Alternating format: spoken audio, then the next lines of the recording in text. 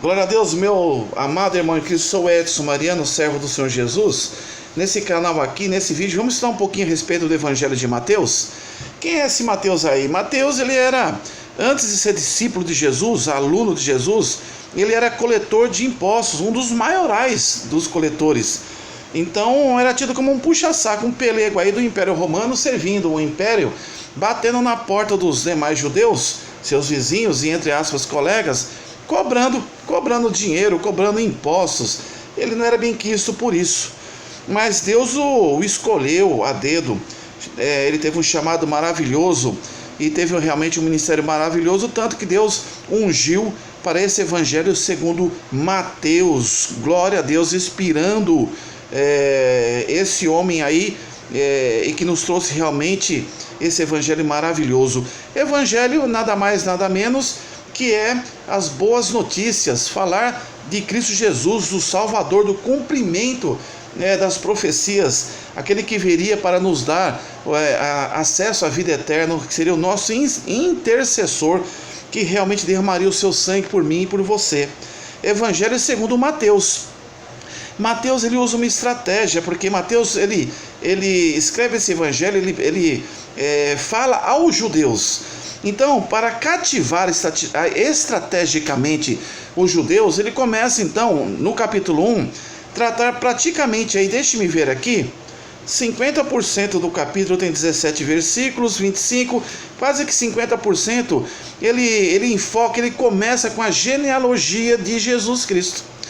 Então, genealogia, estudo, seria a árvore genealógica, porque era muito importante, e até os nossos dias, saber se aquela pessoa, ela vem da raiz de Davi, e que por sua vez a raiz de Abraão, o povo escolhido, onde Deus escolheu Abraão para formar ali a nação hebraica, o povo hebreu, que depois de Jacó esse nome mudou de hebreu para povo de Israel, chegando até os nossos dias, o povo judeu, e em Cristo Jesus, pela cruz do Calvário, chegou até nós, pela salvação, pelo sacrifício remidor de Cristo na cruz. Então Mateus usa essa estratégia, por quê? Para ele poder falar, para que as pessoas pudessem tomar ciência desse evangelho, já despertava o interesse já no primeiro capítulo. Então, ele começa no versículo 1, dizendo assim, do capítulo 1, livro da genealogia de Jesus Cristo, filho de Davi, filho de Abraão. E no 2 ele começa, Abraão gerou a Isaque, e a Isaque gerou a Jacó, e a Jacó gerou Judá e a seus irmãos. Então aqui já começa a trabalhar os patriarcas, Abraão, Isaque e Jacó, que de Jacó então veio as 12 tribos de Israel, mas o enfoque é Abraão, Isaque e Jacó, e dessa descendência, nós vamos observar no versículo 17, que vai falar a respeito das gerações de Abraão até Davi, que são 14 gerações. Então, de Abraão no capítulo 2 até Davi, aqui, aliás, de Abraão no versículo 2 até Davi no versículo 6, foram então o que? 14 gerações. E aí você vai percebendo que vai falando dos nascimentos até chegar no versículo 6, Davi. Deixa eu levantar a Bíblia aqui.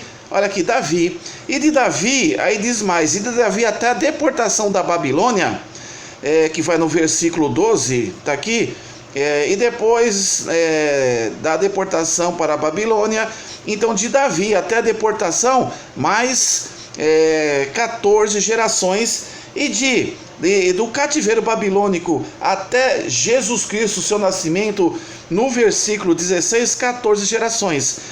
Resumidamente aqui, o capítulo 1, que tem 17 versículos até o 17, diz a respeito da genealogia de Jesus Cristo. Mas o 17 ele é um resumo de tudo isso. Ele diz assim, de sorte que todas as gerações, desde Abraão até Davi, são 14 gerações, a primeira fase. Desde Davi até a deportação na Babilônia, 14 gerações, a segunda fase. E desde a deportação da Babilônia até Cristo, são 14 gerações, a terceira fase. Então, são 3 fases de 14 gerações. Isso importava e interessava muito esse conhecimento genealógico, para o povo judeu. Então, a partir daí, no versículo 18, Mateus começa a contar começa realmente a trazer os relatos do nascimento de Jesus. E lembre que Mateus estava com Jesus. Mateus presenciou e foi realmente um aluno frente a frente com o Mestre, com Cristo, com o Salvador. O nascimento de Jesus. Então, versículo 18, ora, o nascimento de Jesus Cristo foi assim, que estando Maria, sua mãe, desposada com José, antes de se ajuntarem, achou-se ter concebido do Espírito Santo. Realmente aqui cita que Maria foi mãe de Jesus, mas por um propósito de Deus. Mas não podemos idolatrar Maria, entendeu? Jesus é o perfeito Filho de Deus. Jesus é o Deus Todo-Poderoso. Jesus é o Criador dos céus e da terra.